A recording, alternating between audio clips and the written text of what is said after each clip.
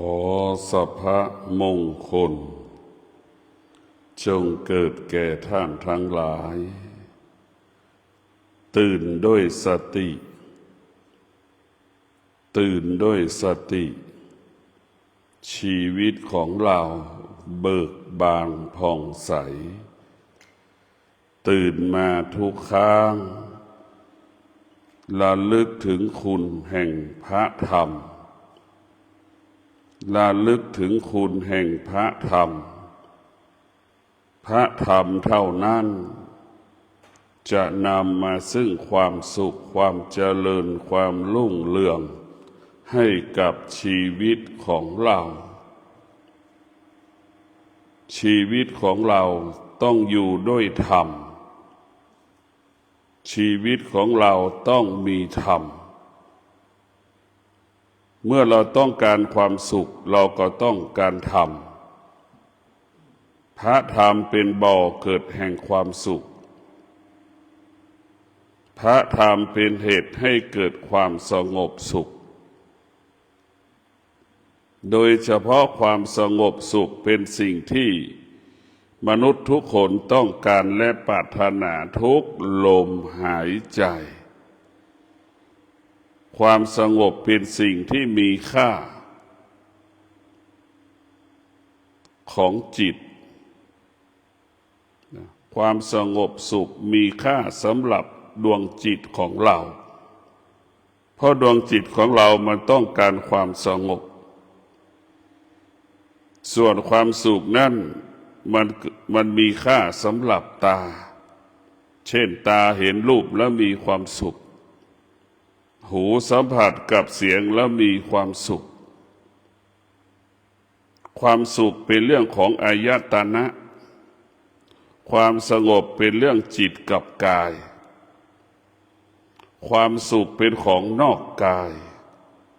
ความสงบเป็นของที่อยู่ในกายของเราอยู่ในจิตของเราเราต้องการความสงบเราต้องการความสงบเราก็ทิ้งความสุขละความสุขเมื่อเราต้องการความสงบเราก็ต้องอยู่เหนือความสุขเราจะต้องเห็นโทษของความสุข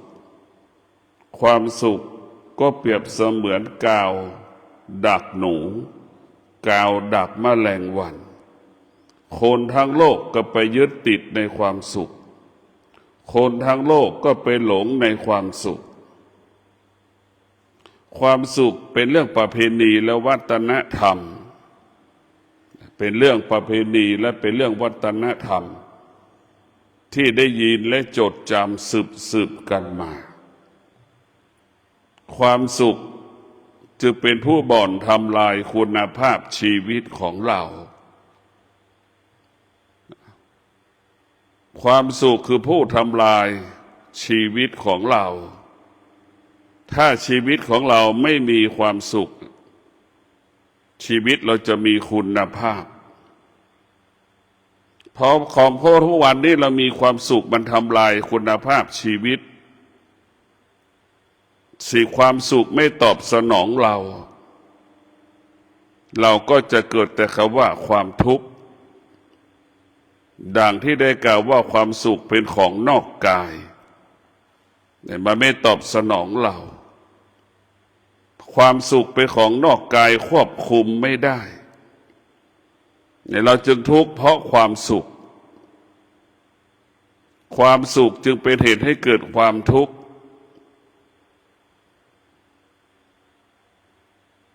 ถ้าชีวิตของเราตกอยู่ใต้อำนาจของความสุขชีวิตเราก็ไม่แตกต่างจากหนูที่มันติดกาวแมลงวันที่มันติดกาวหรือไก่ที่มันถูกขังหรืองัวควายที่ถูกมัดชีวิตเราจะเป็นเช่นนั้นความสุขมันมีแต่โทษมันไม่มีประโยชน์มันมีแต่โทษเพราะสุขเป็นของกิเลสสุขเกิดขึ้นที่ตาเห็นไหมเป็นบ่อเกิด แห่งตัณหาเป็นบ่อเกิดแห่งความรู้สึกเพราะฉะนั้นพวกเราทั้งหลายส่วนของความสงบนั่นมันเกิดจากในร่างกายของเราเรากำกับเรากำหนดเราควบคุมมันได้เราสร้างมันได้ความสุขมันเหมือนเราไปเช่าหอพักเราไม่สามารถปรับปรุงเปลี่ยนแปลงแก้ไขอะไรได้เพราะเราไปอาศัยเขาไม่ตอบสนองเราก็ไม่มีสิทธิ์ที่จะไปทำอะไรกับเขาบังคับเขาได้แต่ถ้าความสงบนั้นเราเปรียบเสมือนเจ้าของหอเราเปรียบเสมือนเราเป็นเจ้าของบ้านเรารู้ว่าบ้านมันเสื่อมมันโทรมรู้ว่าบ้านมันสึกหรอเราจะสามารถเปลี่ยนแปลงได้ตลอดเวลาเท่าทานการเปลี่ยนแปลงสุขเปรียบเสมือนเจ้าของบ้านบ้านมันเสื่อมเราก็เปลี่ยนแปลงได้หลังคามันรั่วเราก็เปลี่ยนแปลงได้ทันทีไม่ต้องไปรอถามเจ้าของมันนี่สุขเป็นของนอกกายไปอาศัยสิ่งอื่นๆส่วนความทุกข์ก็เป็นของอยู่ในกายหรือของนอกกายส่วนความสงบนั้นอยู่ในใจเราตลอดอยู่ในกายเราตลอดที่เราไม่สุขเพราะเราไม่สงบเรามีสมบัติเราไม่มีความสุขเพราะจิตของเราไม่สงบเรามีลูกแล้วเราไม่มีความสุขเพราะจิตมันไม่สงบเรามีครอบครัวแล้วไม่มีความสุขก็เพราะจิตเราไม่สงบครอบครัวก็อุดมสมบูรณ์ไปด้วยทรัพย์สมบัติปัจจัยสี่เครื่องอำนวยความสะดวกก็เพราะจิตเราไม่สงบเพราะความไม่สงบนี่แหละจึงทำให้เราเกิดความทุกข์ทั้งสิ้นความสงบนั้นเราต้องสร้างเหมือนเรานั่งสมาธิเริ่มต้นโดยการรักษาศีลเริ่มต้นโดยการรักษาศีลเริ่มต้นโดยการนั่งสมาธิอันนี้ของการสร้างความสงบเช่นเรารักษาศีลเนี่ยตั้งแต่เราเกิดมาดำรงตนด้วยศีลนี่ตั้งแต่เราเกิดมาจนถึงปัจจุบันขนาดนี้เวลานี้เรามานั่งสมาธิความดีงามของศีลจะปรากฏขึ้นสภาวะจิตมันก็จะเกิดปิติมีพลังเห็นความจริงที่เราดำรงตนด้วยศีลเห็นความจริงเห็นความจริงเห็นความจริงจึงทำให้กายเราสงบจึงทำให้ใจเราสงบเพราะฉะนั้นความสงบเกิดจากศีลเบื้องต้นสองความสงบเกิดจากสมาธิคือการนั่งภาวนาในการนั่งภาวนาเนี่ยเราจะบังคับกายเรานั่งในอริยบทของการนั่งสมาธิเท้าขวาทับเท้าซ้ายมือขวาทับมือซ้ายนั่งตัวตรงมีสติรู้ลมหายใจเข้า100 ครั้งแล้วก็มีสติรู้มีสติรู้ลมหายใจออก100 ครั้งเราก็รู้หายใจละเอียด100 ครั้งเข้าก็รู้หายใจหยาบเข้า100 ครั้งก็รู้ออก100 ครั้งก็รู้อันนี้แหละคือการสร้างความสงบให้จิตอยู่กับกายให้จิตอยู่กับกายกายของเราเปรียบเสมือนบ้านจิตก็เปรียบเสมือนเจ้าของบ้านนะอันนี้แหละคือความสงบมันจะปรับปรุงเปลี่ยนแปลงแก้ไขได้ทันเหตุการณ์แต่ความสุขเราไม่ได้เป็นเจ้าของบ้านเหมือนเราไปเช่าบ้านเขาอยู่ไปเช่าหอพักเขาอยู่นั่นแหละเพราะฉะนั้นพวกเราทั้งหลายความสงบเกิดจากการรักษาศีลความสงบเกิดจากการนั่งสมาธิเรานั่งสมาธิกายเราสงบจิตเราสงบ มันจะบอกให้รู้ว่าความสงบคือความสุขที่มันถูกกลั่นกรองเหมือนน้ำดื่มผ่านกระบวนการต่างๆการนั่งสมาธิตาสงบหูสงบจมูกสงบลิ้นสงบกายสงบตาของเราก็เหมือนเครื่องกรองน้ำชิ้นส่วนของเครื่องกรองน้ำหูของเราก็เหมือนชิ้นส่วนเครื่องกรองน้ำจมูกของเราลิ้นของเรากายของเรามือของเราเปรียบเสมือนเครื่องกรองน้ำเวลาเรานั่งสมาธิมันผ่านกระบวนการอายตนะทั้งหมดการกรองจนถึงที่สุดเป็นความสุขเป็นความสงบสุขที่บริสุทธิ์เหมือนน้ำดื่มที่เราดื่มมันจะสะอาดแบบนั้นแหละในการความสงบของเราก็สะอาดเหมือนน้ำดื่มที่เราดื่มมันจะผ่านกระบวนการต่างๆความสงบก็เป็นเช่นนั้นเรานั่งสมาธิเราจะสัมผัสได้ว่าความสงบเป็นบ่อเกิดแห่งความสุขของนักบวชเพราะความสงบเป็นบ่อเกิดแห่งความสุขความสุขที่เกิดจากศีลก็เป็นความสุขที่มีตัวตนมีตัวมีตนมีเป็นวัตถุสิ่งของเป็นบุคคลเป็นสถานที่นั่นคือความสุขของศีลส่วนความสุขของสมาธิเป็นความสุขที่ไม่มีการเวลา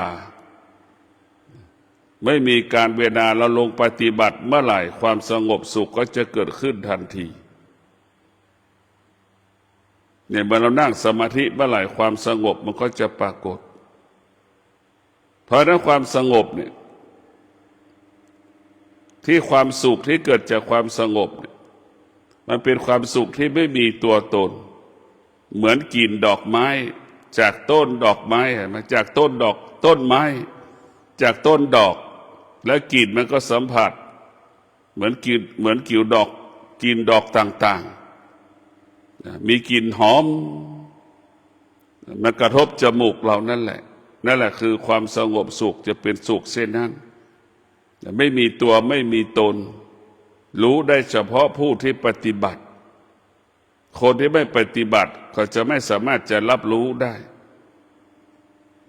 แต่ความสุขของศีลนั้นทุกคนสัมผัสได้หมดเสมอเหมือนกันหมดแต่ส่วนสมาธินั้นไม่มีใครที่จะ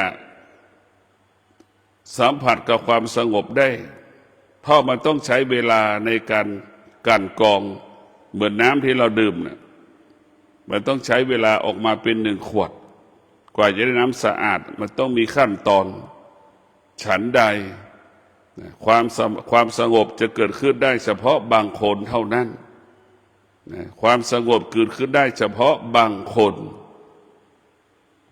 ส่วนความสุขนั้นเกิดขึ้นเสมอเหมือนกันหมดข้อความสุขเป็นของธรรมชาติความสงบเป็นของที่อยู่เหนือธรรมชาติเป็นของที่เหนือธรรมชาติเราต้องสร้างเราต้องปฏิบัติเราต้องลงมือปฏิบัติเราถึงจะรู้เองเพราะฉะนั้นพวกเราทั้งหลายการปฏิบัติธรรมของเราจะต้องให้กายเราสงบให้ใจเราสงบกายคือบ้านจิตคือเป็นเจ้าของบ้านจิตจะต้องปรับปรุงเปลี่ยนแปลงกายตลอดเวลามีสติรู้เช่นร่างกายของเรามันเกิดความเสื่อมจิตมันก็จะรู้จิตมันก็จะเตือนจิตมันก็จะเตือนกายไม่ให้ประมาทว่าความแก่เริ่มปรากฏแล้วนะลุกยากนั่งยากความเสื่อมเกิดขึ้นแล้วนะลุกก็โอยนั่งก็โอยเด็กหนุ่มสาวเรียกว่าความเสื่อมลุกโอยนั่งโอยเป็นเรื่องอาการของคนแก่บอกว่ามันแก่แล้วมันเสื่อมเพราะฉะนั้นพวกเราทั้งหลายหลักการฝึกจิตให้จิตเรารู้เท่าทันกายที่มันเกิดความเสื่อมการฝึกจิตการฝึกจิตก็ให้จิตบรรลุให้ละความโลภความโกรธมันความโลภเราฝึกจิตให้จิตเรารู้แล้วก็ให้เราละความโลภความโกรธความหลงให้เราละเมื่อเราฝึกจิตเราก็จะรู้สิ่งที่เป็นธรรมชาติ เราก็จะรู้สิ่งที่อยู่เหนือธรรมชาติถ้าเราฝึกจิตมันจะรู้ของมันการฝึกจิตเป็นสิ่งที่ดีที่สุดสำหรับบัณฑิตเท่านั้นที่จะเห็นค่าของการฝึกจิตฝึกกายเป็นการฝึกจิตฝึกกายนั่นคือเป็นเรื่องของบัณฑิตทั้งสิ้น1 ใน 100ที่คนจะกลับมานั่งสมาธิมี1 ใน 100 คนสวดมนต์ไหว้พระมันเยอะคนสวดมนต์ไหว้พระมีจำนวนมากคนนั่งสมาธิมีน้อยคนทำบุญก็มีมากคนทำบุญก็มีมากแต่คนนั่งสมาธิก็มีน้อยคนสร้างสถานที่ปฏิบัติธรรมก็มีมากแต่คนปฏิบัติคนที่จะมาปฏิบัติธรรมก็มีน้อยเพราะฉะนั้นคนที่รู้ธรรมนี่ก็ไม่มีคนรู้ธรรมนี่มีน้อยแต่คนรู้เรื่องธรรมชาติได้มีมากผู้รู้ธรรมมีน้อยผู้รู้ธรรมชาติมีมากคือเราจะไม่อยู่เหนือเพราะว่าเราอยู่กับธรรมชาติเราไม่ได้อยู่เหนือธรรมชาติร่างกายของเราก็เป็นธรรมชาติแต่เราให้อยู่เหนือธรรมชาติเกิดมาเพื่อแก่ร่างกายเราก็เป็นเช่นนี้ไม่ได้เกิดมาเพื่อมันหนุ่มเกิดมาเพื่อมันแก่เกิดมาเพื่อเจ็บเกิดมาเพื่อตายเราไม่ได้เกิดมาเพื่อสิ่งใดสิ่งหนึ่งระหว่างที่มันแก่เราก็จะเกิดระหว่างที่เราเกิดและระหว่างที่มันจะแก่ระหว่างที่มันจะเจ็บระหว่างที่มันจะตายเรามีสติได้บำเพ็ญเพียรทำความดีอันนี้คือสิ่งที่มีค่าได้บำเพ็ญเพียรทำความดีได้บำเพ็ญเพียรทำความดีเราจะมีสติกับความเจ็บที่มันปรากฏเราก็จะมีสติกับความแก่ที่มันปรากฏเราก็จะมีสติที่ความตายกำลังจะปรากฏเมื่อเราฝึกจิตเราจะไม่ตกอยู่ใต้อำนาจความแก่ความเจ็บความตายเมื่อเราฝึกจิตเราก็จะเห็นว่าความแก่ความเจ็บความตายเป็นธรรมชาติของมนุษย์ทุกคนเป็นเช่นนี้เมื่อเราฝึกจิตให้จะเห็นความแก่ความเจ็บความตายเป็นของธรรมดาเมื่อเราฝึกจิตเราจะเข้าใจเข้าถึงว่าความแก่ความเจ็บความตายมันเป็นปกติที่มนุษย์ทุกคนจะเป็นเช่นนี้เราฝึกจิตเราก็จะรู้ว่าความแก่ความเจ็บความตายเป็นสิ่งที่เสมอภาคสำหรับมนุษย์ทุกคนไม่มีใครอาจหลีกเลี่ยงหนีความแก่ความเจ็บความตายไปได้มนุษย์ทั้งโลกเข้าใจเรื่องเกิดแก่เจ็บตายเนี่ยเสมอเหมือนกันหมด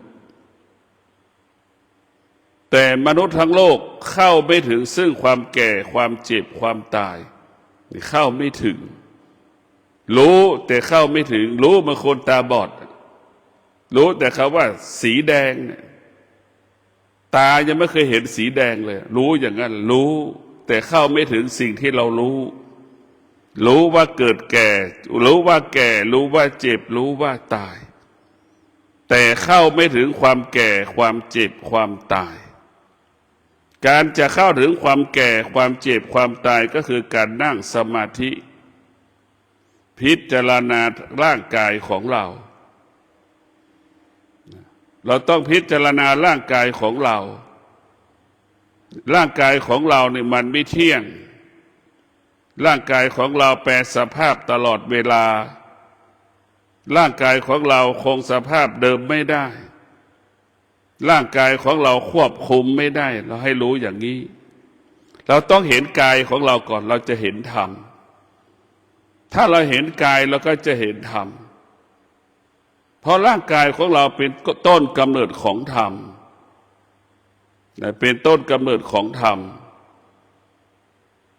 เป็นเหตุให้เกิดธรรมก็คือร่างกายของเราเพราะชีวิตของเรานั้นมันต้องประกอบไปด้วยธรรมธรรมก็คือศีลสมาธิปัญญานี่เป็นธรรมเบื้องต้น ชีวิตของเราต้องประกอบไปด้วยธรรมกายของเราประกอบไปด้วยธรรมจิตของเราก็ประกอบไปด้วยธรรมธรรมก็คือสมาธิตาเรามีสมาธิเราก็จะรับรู้สิ่งที่รับรู้ละเอียดในรูปนั้น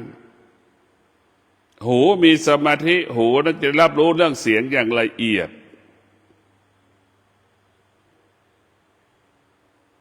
จมูกของเรารับรู้ในกลิ่นมันก็จะละเอียด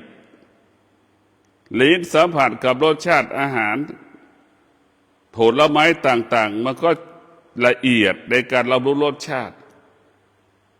ถ้าสมาธิมันจะเข้าไปขยายผลการรับรู้ของอายตนะสมาธิก็เปรียบเสมือนแว่นตาที่เราใส่แว่นตาละขยายผลการรับรู้ของตานั่นคือสมาธิสมาธิก็เหมือนกล้องจุลทรรศน์นั่นแหละขยายผลการรับรู้สิ่งที่เราไม่รู้มันก็ได้รู้เพราะเรารู้จากสมาธิกับรู้จากการอ่านหนังสือมันแตกต่างกัน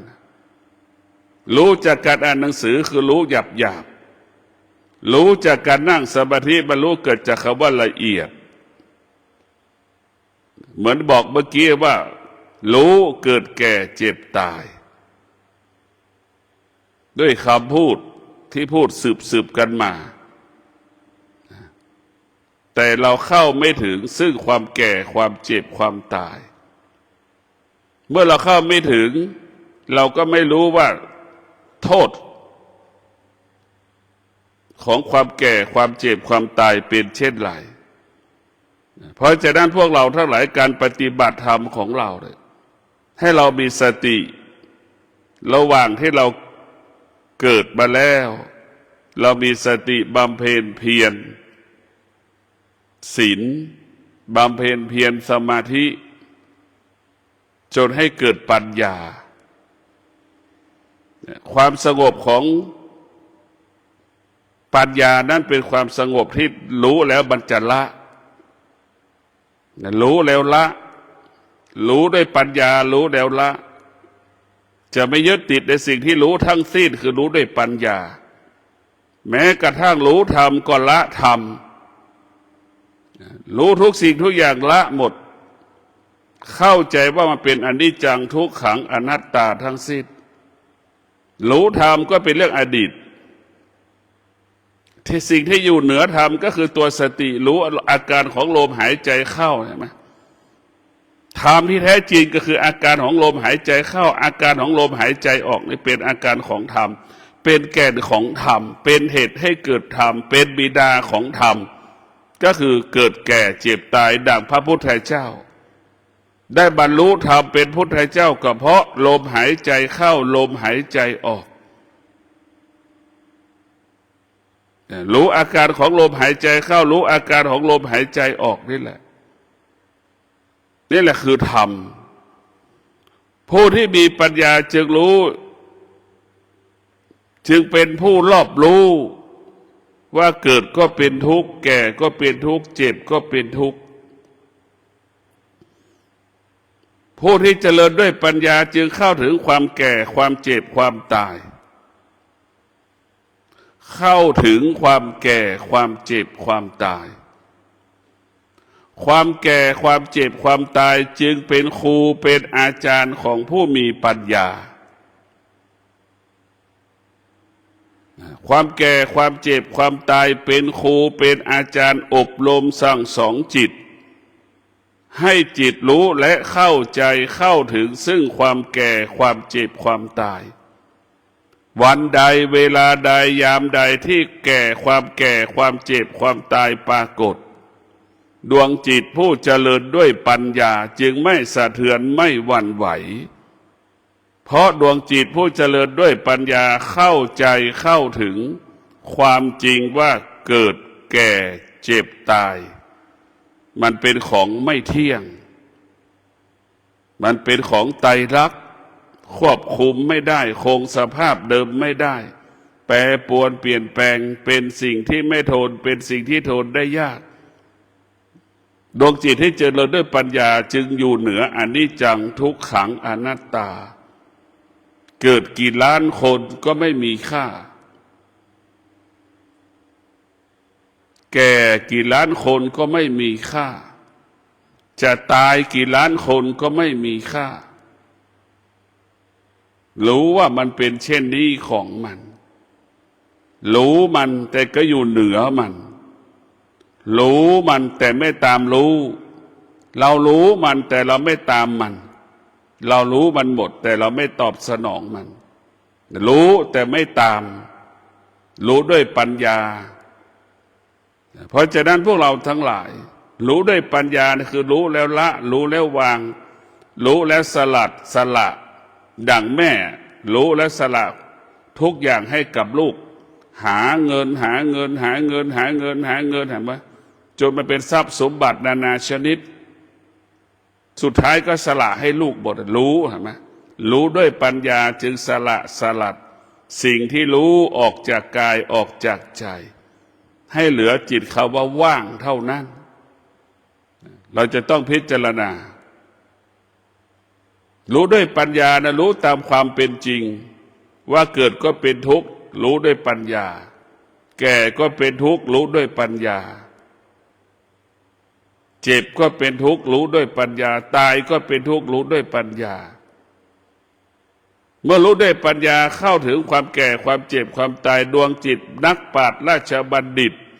นักพจน์นักบวชทั้งหลายจะบำเพ็ญเพียรเพื่อจะดับไม่ให้มาเกิดรู้ว่าเกิดเป็นทุกข์จะกลับไม่มาเกิดถ้าเกิดเมื่อไหร่ก็เป็นทุกข์ทันทีถ้าไม่เกิดไม่เป็นทุกข์ปัญญานะเป็นเครื่องดับทุกข์ปัญญาเป็นเครื่องดับทุกข์เมื่อมีปัญญาแล้วเราจะอยู่กับการเปลี่ยนแปลงของร่างกายได้ตาเห็นรูปเราก็อยู่เหนือการเปลี่ยนแปลงที่ตามาสัมผัสกับรูปเหตุการณ์ต่างๆนั้นได้ตาจะไม่ตกอยู่ใต้อำนาจเหตุการณ์ปัญหาต่างๆนั้นได้หูของเราก็สามารถสัมผัสกับเสียงซึ่งอยู่ในหูนั้นเป็นอยู่ในภาวะเห็นเหตุการณ์ต่างๆที่เราได้ยินเช่นหูได้ยินเสียงระเบิดเสียงคนยิงกันเสียงเครื่องบินถล่มกันเนี่ยหูมันมีปัญญาแล้วหูก็จะไม่สะเทือนหวั่นไหวนี่แหละคือการฝึกมันจะไม่สะเทือนหวั่นไหวจมูกสัมผัสกับกลิ่นก็ไม่สะเทือนไม่หวั่นไหวสงบนิ่งลิ้นก็เป็นเช่นนั้นจะก็ไม่เกิดคำว่าสงบนิ่งเมื่อสัมผัสกับรสชาติอาหารจะไม่เกิดปฏิกิริยาอร่อยไม่อร่อยมันจะไม่เกิดอาการสงบนิ่งกินให้มันอิ่มและมีเวลาปฏิบัติธรรมให้มีโอกาสได้บรรลุธรรมเห็นธรรมเพื่อจะได้หลุดพ้นจากการเป็นมนุษย์เพราะฉะนั้นพวกเราทั้งหลายการปฏิบัติธรรมของเราคือให้เราเข้าใจการเป็นมนุษย์เราไม่ต้องไปคาดหวังเรื่องมรรคผลนิพพานแค่เกิดมาเป็นมนุษย์รักษาการเป็นมนุษย์ก็พอแล้วสามารถคงสภาพการเป็นมนุษย์ได้ก็พอแล้วสามารถเผลอคนจำนวนมากรักษาการเป็นมนุษย์ไม่ได้รักษาการเป็นมนุษย์ไม่ได้ขอให้เราเกิดมาชาตินี้รักษาการเป็นมนุษย์เท่านั้นก็พอแล้วไม่ต้องไปหวังมรรคผลสิ่งใดๆทั้งสิ้นมันเป็นของนอกกายเราจะรักษากายของเราก่อนซึ่งมันอยู่ในร่างกายของเรารักษาสิ่งที่อยู่ในกายของเราแต่เราอยู่กับร่างกายของเราให้ได้ร่างกายของเราเนี่ยเป็นบ่อเกิดแห่งธรรมเราจะต้องพิจารณาทุกอย่างว่ามันไม่เที่ยงเกิดก็ไม่เที่ยงเราก็รู้แล้วเห็นไหม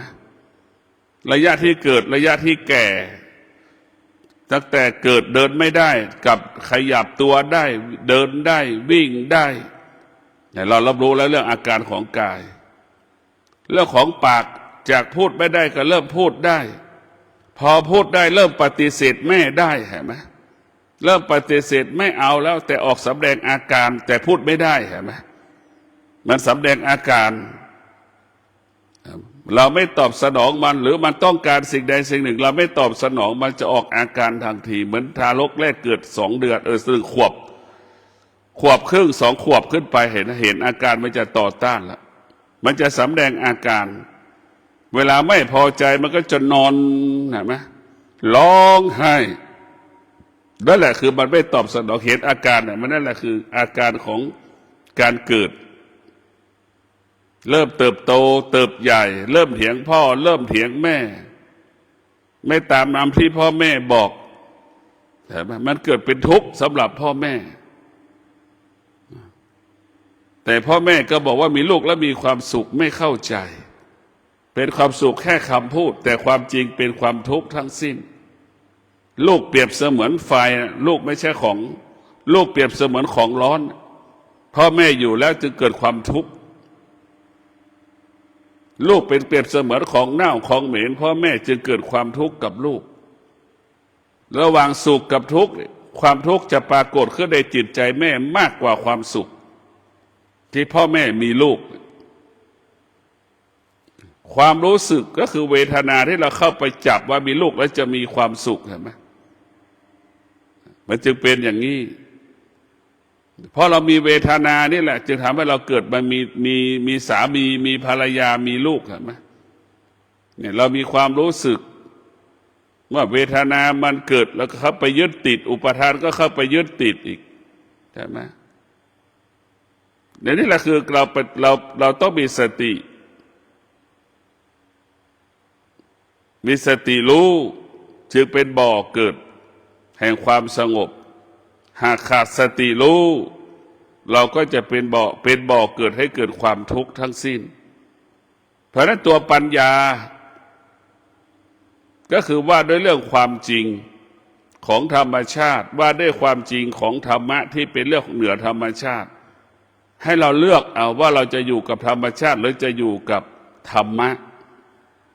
เรารู้ว่าธรรมะมันไม่เปลี่ยนแปลงเนี่ยเราอดทนเนี่ยเราก็จะอยู่เหนือสิ่งที่เราเจ็บปวดเช่นร่างกายมันเจ็บปวดเรามีสติรู้ว่าทนความเจ็บปวดเป็นสิ่งที่ไม่ทนได้แต่ความอดทนอยู่เหนือความเจ็บปวดเห็นไหมความเจ็บปวดที่มันเกิดขึ้นมันก็เสื่อมไปหายไปเห็นไหมเนี่ยอดทนจึงบอกเกิดคำว่าสำเร็จเมื่อเรามีความอดทนแล้วก็จะอยู่เหนือธรรมชาติเจ็บป่วยเป็นเรื่องธรรมชาติเมื่อเรามีธรรมะเราก็จะอยู่เหนือธรรมชาติเมื่อเราอยู่เหนือธรรมชาติธรรมชาติก็ไม่มีค่าเมื่อไม่มีค่าธรรมชาติก็ไม่สามารถทำให้เราเกิดความทุกข์ได้เพราะเราอยู่เหนือมันอยู่เหนือความรู้สึกของตนเองอยู่เหนือความรู้สึกของคนอื่นเราควบคุมความรู้สึกของตนเองได้ควบคุมความรู้สึกของบุคคลอื่นได้นี่แหละแสนประเสริฐที่สุดแต่ส่วนมากมันตกอยู่ใต้อารมณ์ความรู้สึกของตนเองตกอยู่ใต้อำนาจอารมณ์ของบุคคลอื่นมันถึงเกิดปัญหาเป็นปัญหาอยู่ทุกวันนี้เพราะเราขาดสติจึงตกอยู่ใต้อำนาจอารมณ์ของตนเองความรู้สึกของตนเองเพราะเราขาดสติตกอยู่ใต้อำนาจอารมณ์ของบุคคลอื่นเพราะเราขาดสติเราถึงไปตอบสนองความรู้สึกที่เรารู้สึกของที่เราแล้วเพราะเราขาดสติจึงไปตอบสนองอารมณ์ความรู้สึกบุคคลอื่นๆผู้ที่มีสติก็จะรู้เฉยที่ตามันสัมผัสกับรูปรู้เฉยมันหูมันสัมผัสกับเสียงนี่คือตัวสติก็คือตัวปัญญาจมูกสัมผัสกับกลิ่นมันก็รู้เฉยมันก็เป็นเช่นนี้ของมันนะรู้เฉย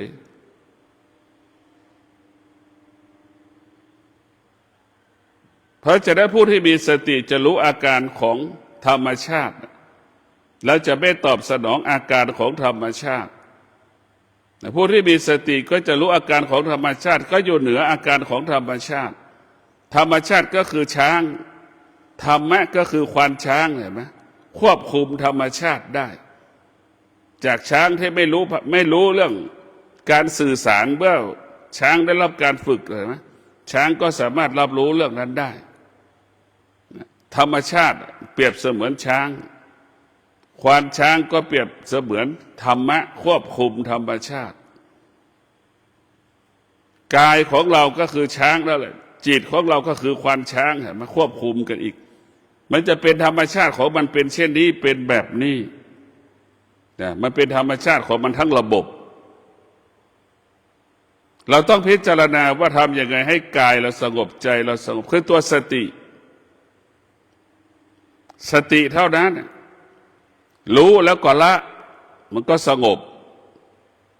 รู้แล้วก็ละมันก็เกิดคำว่าสงบทุกอย่างรู้แล้วต้องละรู้แล้วต้องละแล้วรู้แล้วละหมดทั้งสิ้นเราจะไม่เข้าไปรู้เราจะไม่ตามรู้เราจะไม่ตกอยู่ใต้อำนาจในการรู้เนี่ยมันถึงจะสงบถ้าเราเข้ารู้แล้วไปตามรู้เราไม่สงบรู้แล้วไปตกอยู่ใต้อำนาจของการรู้แล้วก็เราไม่สงบมันจะไม่สงบเพราะฉะนั้นพวกเราทั้งหลายความสงบเนี่ยมันเป็นรากฐานของธรรมะมันเป็นฐานของผู้ปฏิบัติธรรมเบื้องต้นผู้ปฏิบัติธรรมจะต้องให้กายวาจาใจสงบก่อนถ้าผู้ปฏิบัติธรรมสามารถทำให้กายวาจาใจสงบได้ทุกอย่างมันก็ปกติทุกอย่างมันก็ปกติปฏิบัติธรรมก็ง่ายเมื่อเรานั่งสมาธิมันก็สงบได้ง่ายกายมันก็สงบได้ง่ายใจมันก็สงบได้ง่ายทั้งกายทั้งจิตมารวมกันเป็นหนึ่งมันจะถามว่าเรานั่งสมาธิเนี่ยเกิดคำว่าสงบง่าย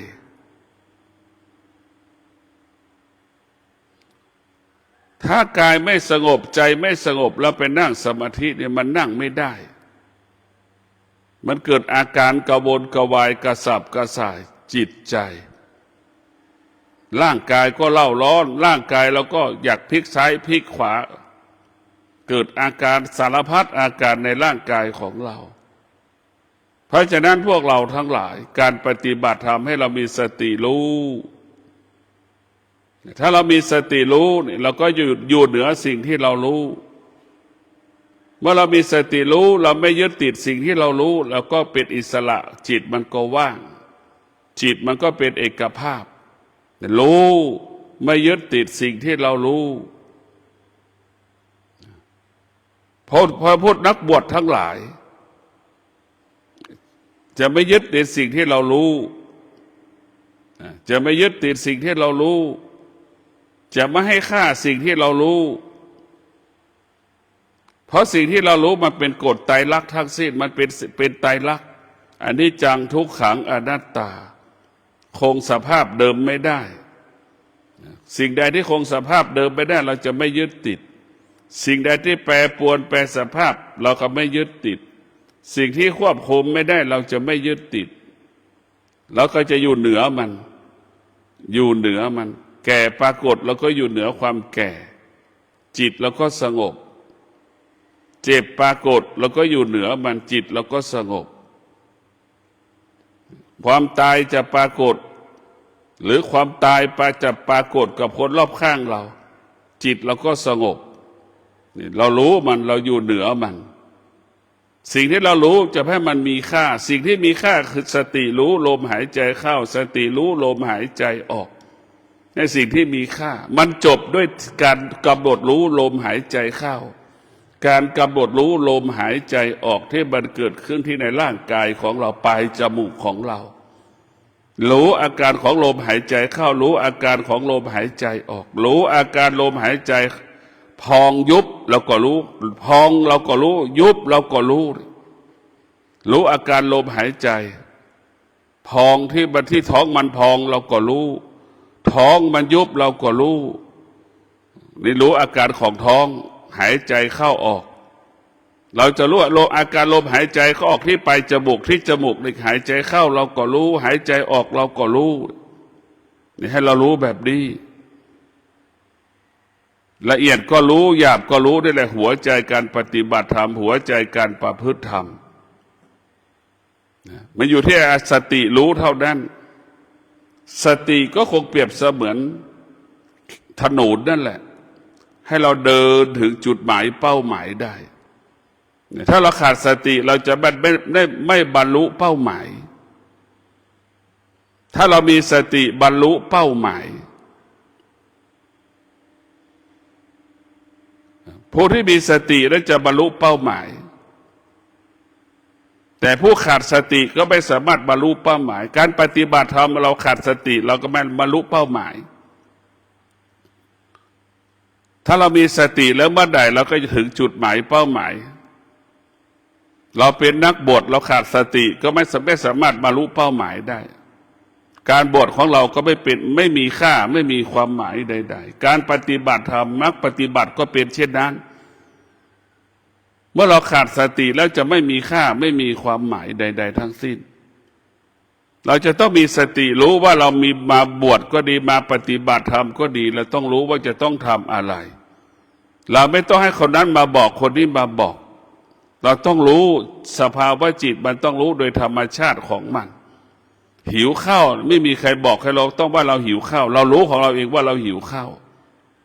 เช่นเดียวกันเราจะปฏิบัติธรรมเรามาเป็นปฏิบัติธรรมเราก็ต้องปฏิบัติธรรมด้วยตัวเราเองข้าพเจ้าให้สัจจะบำเพ็ญเพียร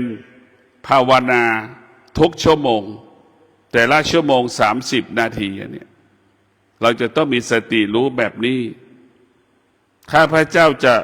ต้องเดินจงกรมทุกชั่วโมงละ30 นาทีนี่คือมีสติรู้เราให้สัจจะอย่างนี้ไม่ต้องให้ครูบาอาจารย์มาบอกเราไม่ต้องให้ครูบาอาจารย์มาอบรมสั่งสอนเราต้องทำเองเนี่ยสัจจะเวลากินข้าวได้หิวแล้วหากินเองเวลาร้อนเรายังดับร้อนได้ตัวเราเองเนาะเราแสวงหาวิธีดับร้อนตัวปฏิบัติก็เช่นเดียวกันต้องเป็นแบบนั้นแหละเมื่อปฏิบัติไม่ได้ไปโทษครูบาอาจารย์อีกไปโทษพ่อโทษแม่อีกไปโทษสิ่งนั้นไปโทษสิ่งนี้ท้ายสุดตัวเราก็ไม่ปรับปรุงเปลี่ยนแปลงแก้ไขมันก็คงสภาพเหมือนเดิมพฤติกรรมของกิเลสก็จะโทษสิ่งอื่นๆวัฒนธรรมของธรรมะจะโทษตัวเองดูตัวเองโทษตัวเองไม่โทษคนอื่นไม่โทษสิ่งอื่นตัวเราเท่านั้นทำให้เราทุกข์ความทุกข์ที่เกิดขึ้นกับตัวเราเท่านั้นที่จะแก้เนี่ยมันจะคิดแบบนี้เพราะฉะนั้นพวกเราทุกคนต้องมีสติพิจารณาชีวิตว่าชีวิตของเรานั้นอยู่ภายใต้อำนาจของเกิดแก่เจ็บตายตกอยู่ใต้อำนาจความโลภความโกรธความหลงตกอยู่ใต้อำนาจความสุขความทุกข์ตกอยู่ใต้อำนาจความพอใจไม่พอใจชีวิตของเราจะต้องปลดเปลื้องสิ่งเหล่านี้ออกไปจากชีวิตของเราอะไรที่เป็นธรรมชาติเราจะเอาออกให้หมดให้มันเหลือน้อยที่สุดอยู่ในกายอยู่ในจิตของเราถ้าผู้ปฏิบัติธรรมสามารถปลดเปลื้องธรรมชาติออกไปจากจิตออกไปจากกายได้ผู้ปฏิบัติธรรมผู้นั้นก็มีโอกาสเข้าถึงธรรมมีโอกาสได้บรรลุธรรมเราจะต้องปลดเปลื้องสิ่งที่เป็นธรรมชาติเราจะต้องหยุดธรรมชาติเราจะต้องระงับธรรมชาติเราจะต้องอยู่เหนือธรรมชาติเราถึงจะอยู่เหนือแล้วธรรมะถึงจะเกิดขึ้นกับเราก็สามารถเข้าถึงธรรมะได้ง่ายก็ขอให้พวกเรามีสติรู้อยู่กับปัจจุบันมีสติรู้อยู่กับปัจจุบันเมื่อเรามีสติรู้อยู่กับปัจจุบันนอนก็ง่ายตื่นมาก็สะดวกสบายใจเบิกบานมีสติรู้อยู่กับปัจจุบันปฏิบัติหน้าที่ก็ประสบความสำเร็จในเมื่อมีสติอยู่กับปัจจุบันทุกอย่างเมื่อเรามีสติอยู่กับปัจจุบันมันก็จะปกติก็เหมือนน้ำเราไปเข้าตู้เย็นมันสะสมความเย็นจนกลายเป็นเกล็ดน้ำแข็งกลายเป็นเม็ดน้ำแข็งกลายเป็นแผ่นน้ำแข็งกลายเป็นน้ำแข็งเป็นก้อนนั่นแหละคำว่าปกติแล้วก็ต้องสะสมสั่งสมก็ขอให้ท่านทั้งหลายมีสติฝึกฝนจิตให้จิตเป็นจิตผู้รู้ เมื่อจิตเป็นจิตผู้รู้จิตก็จะละสิ่งที่จิตรู้เมื่อจิตเป็นผู้รู้จิตก็จะอยู่เหนือสิ่งที่จิตรู้เมื่อจิตเป็นผู้รู้จิตนั้นก็อยู่ไม่รู้สิ่งที่จิตรู้สักแต่รู้เฉยๆสิ่งที่จิตรู้ไม่มีค่าสิ่งที่จิตรู้ไม่มีความหมายเพราะจิตรู้ว่าสิ่งที่จิตรู้มันเป็นอนิจจังทุกขังอนัตตาสิ่งใดที่เป็นอนิจจังทุกขังอนัตตาจิตมันก็จะอยู่เหนือสิ่งที่เป็นอนิจจังทุกขังอนัตตาขอความสุขสวัสดีจงเกิดแก่ท่านทั้งหลายมีสติ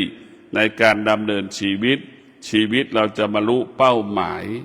สมปรารถนาดังใจปรารถนาทุกๆประการขอเจริญพร